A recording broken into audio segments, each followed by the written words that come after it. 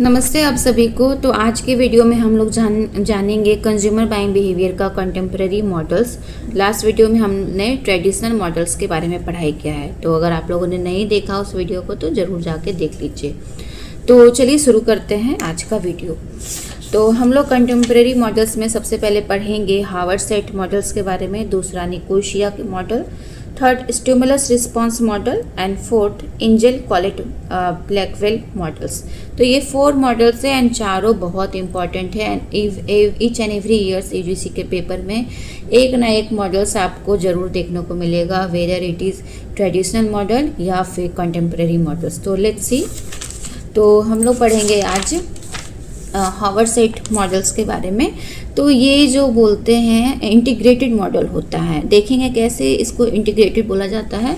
इसको दिया गया था जॉन हार्वर्ड एंड जगदीश सेठ के थ्रू। तो एग्ज़ाम में ये भी क्वेश्चन आता है कि हार्वर्ड सेट जो मॉडल है किन के थ्रू दिया गया है, तो जॉन हार्वर्ड एंड जगदीश सेठ। तो जगदीश के जगह पे मुकेश लिख देंगे या जॉन के जगह पे कुछ और नाम डाल देते हैं। तो ये क्वेश्चन में भी 2023 में आया है, आप लोग ज़रूर प्रीवियस ईयर क्वेश्चन को रेफर कीजिएगा।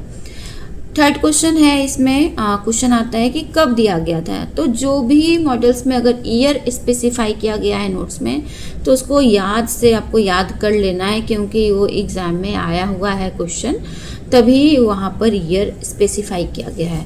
तो ये जो मॉडल है 1969 में जॉन हार्वर्ड एंड जगदीश सेठ के थ्रू दिया गया था। अब इस मॉडल में क्या पढ़ाई करना है, तो ये जो मॉडल दिया गया है the theory of buyer behaviour, of course वही है कि ये जो मॉडल सारे पढ़ रहे हम लोग बाइंग बिहेवियर के बारे में पढ़ रहे हैं, तो ये थ्योरी भी उसी के बेसिस पर है। Known as problem solving approach, input output system approach buying. तो इसमें 3 लेवल ऑफ डिसीजन मेकिंग होती है। तो अब जानेंगे हम लोग कि इसको प्रॉब्लम सॉल्विंग अप्रोच कैसे करते हैं। तो जैसे कोई भी कस्टमर जब मार्केट जाता है तो उसके दिमाग में कुछ क्वेश्चंस होते हैं, कुछ सवाल होते हैं, तभी वो जाकर कोई सामान को लेता है ना, कुछ डिसीजन बनाता है लेने के लिए।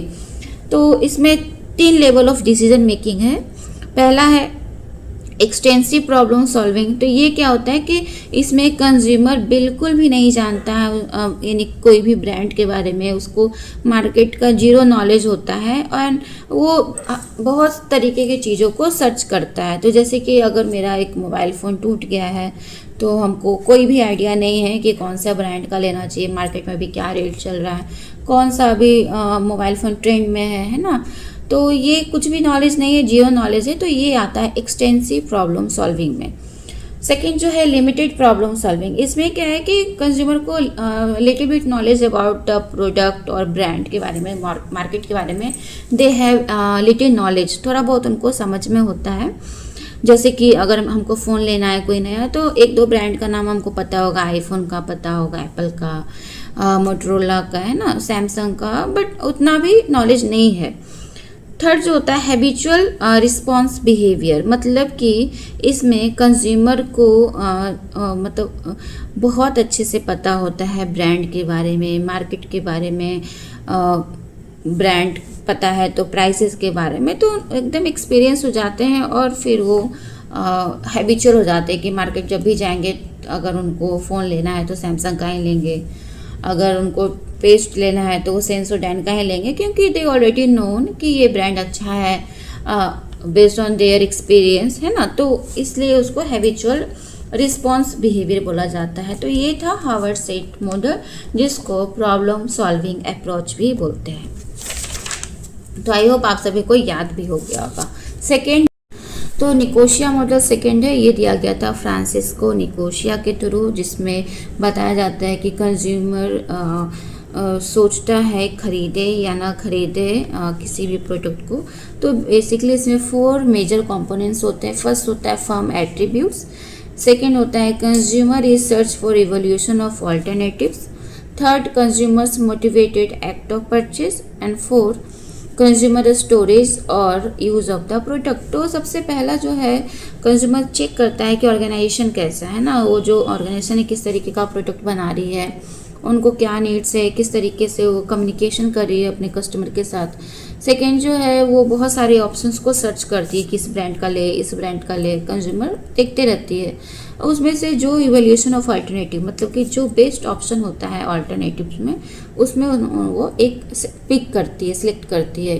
थर्ड होता है consumer motivated act of purchase. अब वो बहुत ज़्यादा मोटिवेटेड हो गया है कि ठीक है, हमने बहुत सारा अल्टरनेटिव देखा and now I am going two by from one brand, तो अब वो मोटिवेटेड है। फोर्थ में अब वो देखती है कि हम अगर लेने वाले हैं तो इसका क्या यूज़ होगा, है ना, उसका स्टोरेज क्या है, क्या प्रोडक्ट का क्या यूज़ है, उसके बेसिस पे प्रोडक्ट को बाई करती है। तो ये है निकोशिया मॉडल। तो इसमें कुछ प्रॉब्लम्स भी होते हैं ऑर्गेनाइजेशन को, जैसे कि कॉम्पिटिटर्स, बहुत सारे कॉम्पिटिटर्स हैं, सेम प्रोडक्ट को बना रहे हैं, न्यू और ओल्ड प्रोडक्ट्स है, और एक्सटर्नल फैक्टर्स कुछ बाहरी भी बहुत सारे, जैसे लॉ हो गया, रूल्स एंड रेगुलेशन हो गया, ये सारे कुछ। ये था Nicosia model. Engel Kollat Blackwell model है जो कि 1968 में दिया गया था। इसको EKB मॉडल भी बोला जाता है। तो अगर EKB मॉडल लिखा हुआ है तो आपको समझना एंजल कॉलेट ब्लैकवेल मॉडल। तो ये है निकोशिया के प्रॉब्लम को दूर करने के लिए बनाया गया था। This is problem solving and learning model. तो बेसिकली जो निकोशिया मॉडल में चीज़ें थी कि कस्टमर बहुत ज़्यादा कंफ्यूज होते हैं कि लेना है कि नहीं लेना है, तो इसको वो थोड़ा सॉल्व करता और बेहतर बनाता है।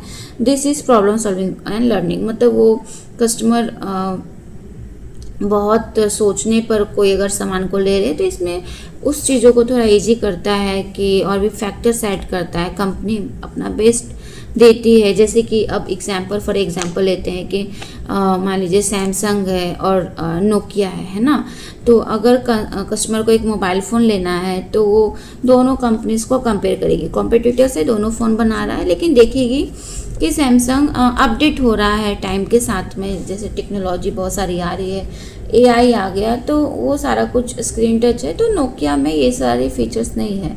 तो कस्टमर क्या हो रहा है कि अब किसके पास जाएगा खरीदने के लिए, सैमसंग के पास जाएगा। तो ये इजी हो गया, है ना। तो ये था angel Kollat Blackwell model.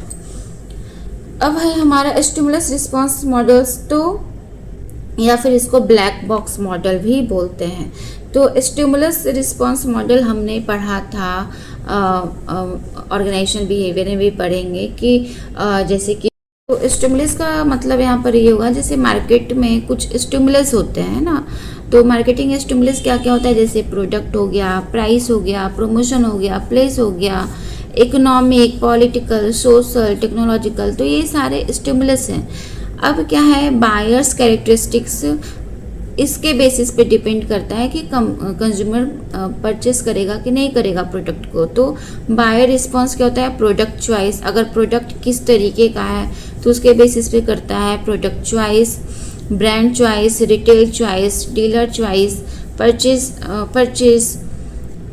Purchase frequency. तो ये सारा कुछ मार्केट स्टिमुलस के ऊपर डिपेंड होता है।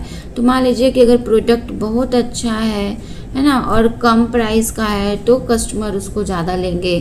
तो ये सारे कुछ मार्केटिंग स्टिमुलाई होते हैं जिसके बेसिस पे बायर प्रोसेस या बायर रिस्पॉन्स करता है। तो ये था स्टिमुलस रिस्पॉन्स मॉडल। तो आई होप आप सभी को कुछ टॉपिक इसमें क्लियर हो गए होंगे, क्योंकि ये मॉडल्स है और इसको दोबारा से ज़रूर रीड कीजिए, बार बार पढ़िए, क्योंकि एग्ज़ाम में इससे तो एक क्वेश्चन रहेगा ही रहेगा। तो आई होप आप सभी को थोड़ा हेल्पफुल लगा ये वीडियो। तो थैंक यू फॉर वॉचिंग, और नेक्स्ट वीडियो में हम लोग पढ़ेंगे brand equity and brand equity models के बारे में। Thank you for watching.